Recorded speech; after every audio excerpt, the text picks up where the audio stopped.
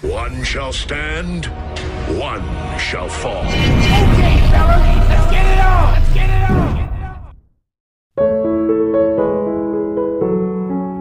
Halo sahabat Sport TV, selamat datang di channel olahraga yang mengulas dan menyajikan secara informatif dan inspiratif. Muhammad Ali in Newcastle 1977. Di sesi kali ini kami akan menyajikan sebuah petuah yang sangat berharga dan begitu dalam maknanya dari sang maestro dunia The Greatest Muhammad Ali. Sebuah petuah atau wejangan tentang kehidupan, apa, bagaimana, dan akan kemana kita nanti setelah kehidupan di dunia yang sementara ini. Greet again, the heavyweight champion of the world, Muhammad Ali. Sahabat Sport TV, selamat menyaksikan.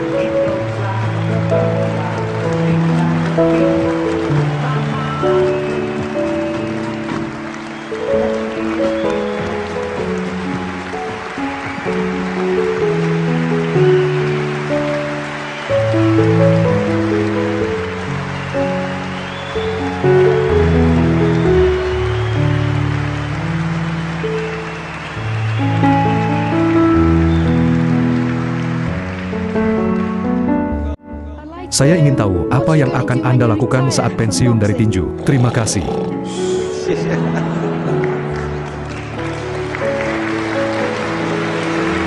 I think he's probably taking the last count at the moment. I'll do my best to wake him up. Sleep, that's all I'm gonna do. All he wants to do. Saat saya pensiun dari tinju, saya benar-benar tidak tahu. Saya ingin mengatakan sesuatu. Ini mungkin membuat Anda semua berpikir.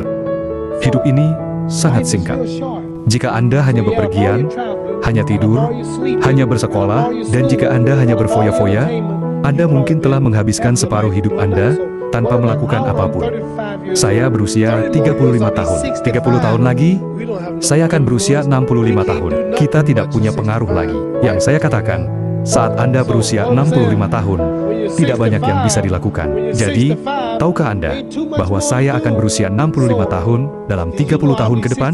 Dalam 30 tahun tersebut, saya harus tidur selama 9 tahun. Saya tidak memiliki waktu siang sepanjangnya 30 tahun. Saya harus kembali ke Amerika dan menempuh 6-7 mil. Semua perjalanan saya, mungkin 4 tahun perjalanan dalam 30 tahun ke depan. Sekitar 9 tahun untuk tidur, menonton televisi, menonton film, hiburan. Saya hanya memiliki waktu 16 tahun untuk menjadi produktif. Jadi, apa yang akan saya lakukan dalam 16 tahun ke depan? Apa hal terbaik yang dapat saya lakukan? Bersiaplah untuk bertemu Tuhan. Berbisnis real estate, mengajar tinju, itu tidak akan membawa saya ke surga. Berapa banyak di sini yang percaya adanya Tuhan? Berapa banyak yang percaya ada kekuatan yang menciptakan matahari, bulan, bintang? Berapa banyak yang percaya bahwa benda ini tidak muncul begitu saja? Ada sesuatu yang maha bijak yang membuatnya. Berapa banyak yang percaya ada Tuhan? Berapa banyak yang percaya tidak ada Tuhan? Jika saya memberitahu Anda, untuk Anda yang tidak percaya Tuhan, bahwa kaca ini muncul dengan sendirinya, kaca ini terbentuk dengan sendirinya, tidak ada yang membuat kaca ini, apakah Anda akan mempercayainya? Apakah Anda percaya bahwa benda ini terbentuk dengan sendirinya?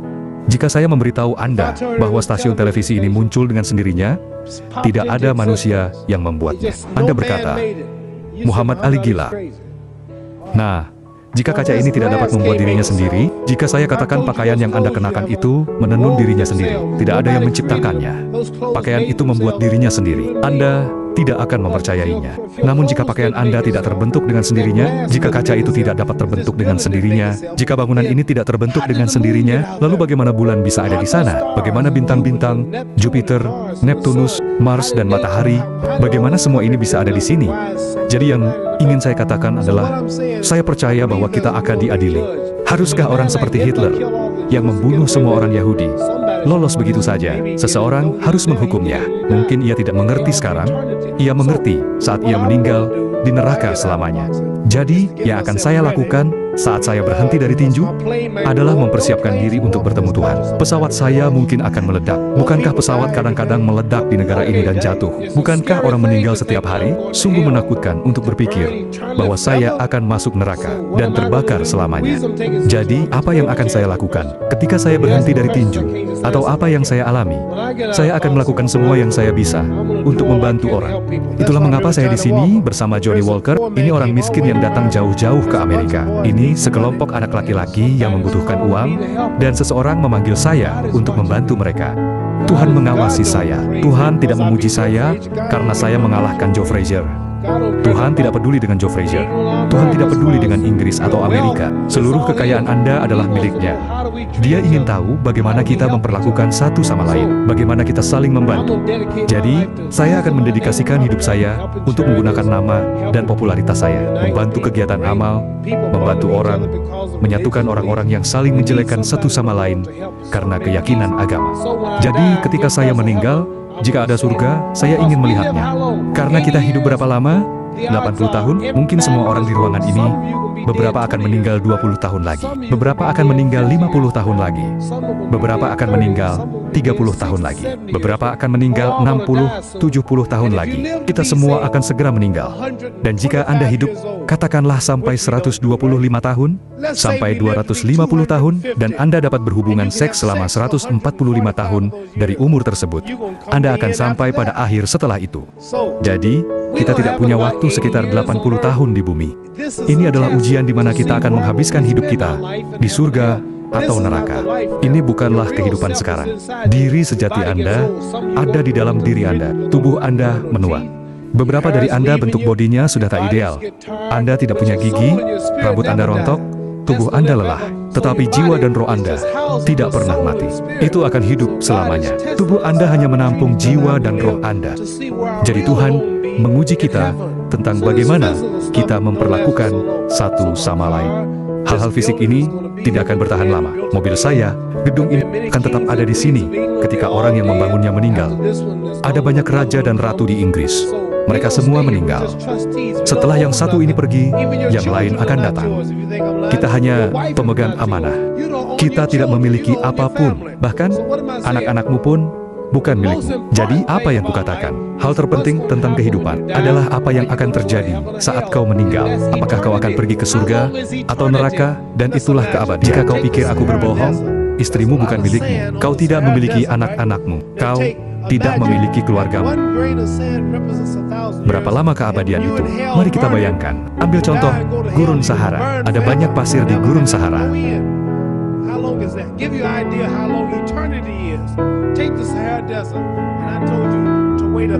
Lalu ambil, bayangkan sebutir pasir mewakili 1000 tahun. Saat Anda mati dan masuk neraka, Anda terbakar selama berapa lama itu? Tanpa maksud saya, berapa lama baru berusia 200 tahun. Gambaran kita punya 800 tahun lagi sebelum menjadi 1000 tahun. Saya berada di pesawat yang mungkin meledak. Saya selalu bepergian. Dan pergilah ke neraka dan Tuhan akan menghakimi jiwaku. Jadi, saya takut membayangkan bahwa saya akan mati suatu hari dan masuk neraka. Polisi, aku mungkin akan membunuh orang, aku mungkin akan merampok orang. Pihak berwenang mungkin tidak akan menangkapku, FBI mungkin tidak akan menangkapku.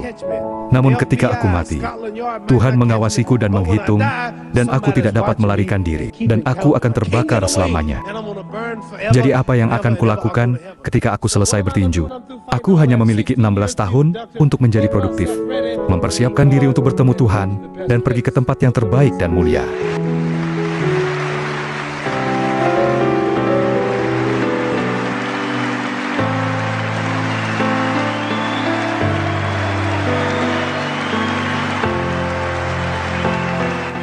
The greatest Muhammad Ali adalah sosok manusia yang berpikir dan berjiwa besar. Dia selalu menebar dan menyampaikan pesan kebaikan kepada sesama manusia agar selalu berbuat baik, saling tolong-menolong dalam kebaikan, menjaga perdamaian, semata-mata untuk sebuah tujuan yang mulia, yaitu akan kemana kita nanti setelah kematian kelak akan menjemput kita semua, untuk menemui Sang Maha Bijaksana, Tuhan yang Maha Esa. Semoga kebaikan yang telah ditebarkan oleh Muhammad Ali akan menjadi kebaikan bagi umat manusia dan menjadi kebaikan jariah yang tak akan putus bagi Muhammad Ali. Sahabat Spot TV yang budiman, sejenak mari kita panjatkan doa agar saudara kita Muhammad Ali diampuni segala dosa-dosanya, dan diterima segala amal ibadahnya, serta ditempatkan di tempat yang mulia di sisi Allah Subhanahu wa Ta'ala. Al-Fatihah. Amin. Demikian sepenggal kisah perjalanan hidup sang legenda dunia, The Greatest Muhammad Ali. Semoga bermanfaat dan menjadi inspirasi buat kita semua. Terima kasih. Salam Sport TV. Stay tuned and be happy.